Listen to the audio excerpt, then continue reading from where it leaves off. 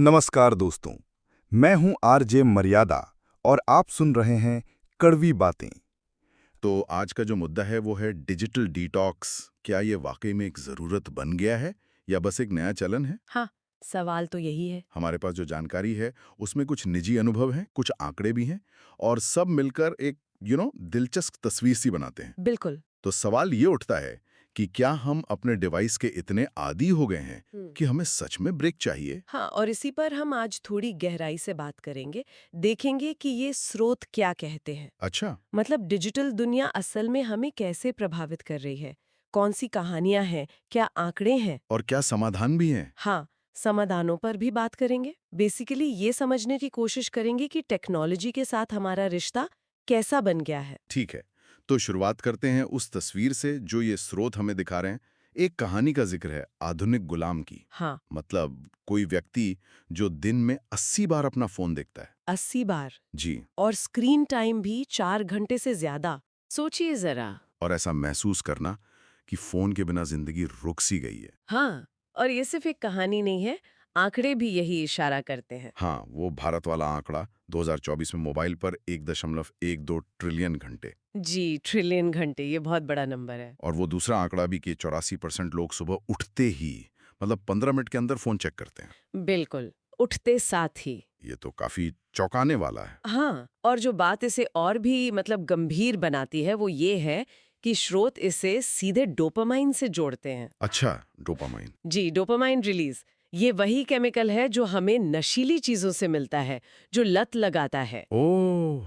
मतलब ये सिर्फ आदत का मामला नहीं है, ये दिमागी स्तर पर कुछ हो रहा है। एग्जैक्टली ये एक दिमागी खिंचाव है। और इसी वजह से जैसा स्रोत बताते हैं, जब लोग डिजिटल डिटॉक्स करते हैं हाँ, तो उनमें डिप्रेशन के लक्षण कम होते देखे गए हैं। अच्छा। ये सीधा कनेक्शन दिखाता है कि हमारे डिवाइस हमारी मेंटल हेल्थ पर कितना असर डाल रहे हैं। ये डोपामाइन वाली बात तो वाकई सोचने पर मजबूर करती है। मतलब ये सिर्फ विल पावर का खेल नहीं है। नहीं, बिल्कुल नहीं। और दिलचस्प बात ये भी है, स्रोत में एक उदाहरण है कि स्टीव जॉब्स, हाँ, जिन्होंने आईफोन बनाया, वो खुद अपने बच्चों का टेक्नोलॉजी इस्तेमाल सीमित रखते थे। हाँ, ये बात काफी हैरान करती है ना, कि बनाने वाले खुद इसके असर को शायद समझते थे। बिल्कुल, ये विरोधाभास ही अपने आप में बहुत कुछ कहता है। सही बात है। और इसी से जुड़ी एक और कहानी है स्रोत में, एक लेखक के 7 दिन के डिजिटल डिटॉक्स का अनुभव। अच्छा, उसमें क्या हुआ? तो शुरू में तो उसे बहुत खालीपन लगा, बोरियत हुई, लेकिन धीरे धीरे हम्म। उसे असली दुनिया से ज्यादा जुड़ाव महसूस होने लगा। चीजें नोटिस करना, लोगों से बात करना। वाह! स्रोत में इसे एक और कहानी से जोड़ा गया है, एक भिखारी की जो फूल देकर बिजनेसमैन बन गया। फूल देकर उसका क्या कनेक्शन है? ले रहे हैं अपना समय, अपनी एनर्जी, अपना ध्यान, और बदले में अपनी असल जिंदगी को कुछ दे नहीं रहे, जैसे वो भिखारी फूल दे रहा था। ये एक अलग नजरिया सोचने का। हाँ, और स्रोत में लाओ त्सू का एक कोट भी है, खामोशी शक्ति का स्रोत है। खामोशी जो हमें मिलती नहीं आजकल। बिल्कुल। और डेविन ज़हारियाडिस की चेतावनी भी है कि हम अपनी लत के लिए जरूरी चीजें कुर्बान कर रहे हैं। तो अगर समस्या इतनी गहरी है, ये लत जैसी है, तो स्रोत कुछ रास्ते भी सुझाते हैं इससे निकलने के, कुछ प्रैक्टिकल टिप्स। हाँ, बिल्कुल। कई व्यवहारिक उपाय बताए गए हैं। जैसे कि जैसे स्क्रीन फ्री जोन बनाना, मतलब तय कर लेना कि बेडरूम में या डाइनिंग टेबल पर फोन इस्तेमाल नहीं करना। हाँ, ये सुना है मैंने। और आंखों के आराम के लिए वो 20-20-20 नियम, हर 20 मिनट में 20 सेकंड के लिए 20 फीट दूर देखना। अच्छा, ये भी है। और एक बहुत जरूरी बात यह है कि सिर्फ स्क्रीन टाइम कम करना ही काफी नहीं है। तो फिर उस खाली समय को किसी दूसरी गतिविधि से भरना जरूरी है, जैसे पढ़ना, कोई हॉबी, कसरत करना, या दोस्तों परिवार से असल में बात करना। हाँ, वरना वो खालीपन फिर से फोन की तरफ खींच लेगा। एग्जैक्टली, खालीपन को भरना जरूरी है। और क्या तरीके बताए हैं? कुछ और रणनीतियां भी है जो सीधे उस डोपामाइन वाले खिंचाव पर काम करती हैं, जैसे फोन को कम आकर्षक बनाना, वो कैसे? ग्रे स्केल मोड इस्तेमाल करके।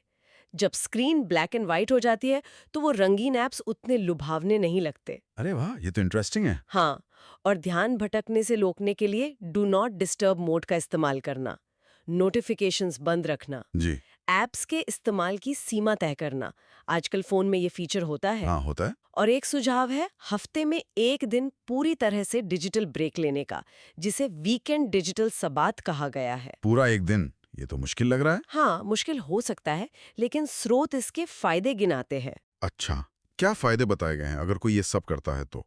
फायदे कई लेवल पर है। सबसे पहला और सबसे बड़ा है मानसिक स्वास्थ्य में सुधार। जैसे? तनाव कम होता है, नींद बेहतर होती है, फोकस बढ़ता है, क्योंकि दिमाग लगातार उत्तेजित नहीं रहता। ये तो जरूरी है। फिर शारीरिक फायदे भी हैं। गर्दन में दर्द, कंधों में अकड़न, आंखों पर तनाव, इसमें कमी आती है। हाँ, ये टेक्निक वाली प्रॉब्लम तो आम हो गई है। बिल्कुल। और जब हम स्क्रीन से नजर हटाकर लोगों से मिलते हैं, तो रिश्ते भी मजबूत होते हैं। सही बात है। और एक और फायदा, रचनात्मकता बढ़ती है। जब दिमाग हर वक्त जानकारी से भरा नहीं रहता, तो नए आइडियाज आते हैं। हाँ, वो खामोशी वाली बात। जी, तो कुल मिलाकर इन स्रोतों का निचोड़ क्या है?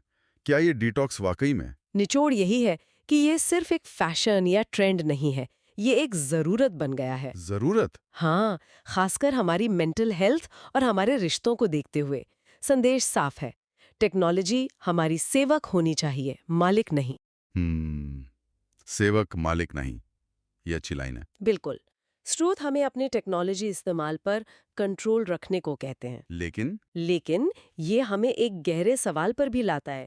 जब टेक्नोलॉजी खुद ही इस तरह से डिजाइन की गई हो कि हमें उसकी लत लगे, हाँ, तब असल में कंट्रोल का मतलब क्या है?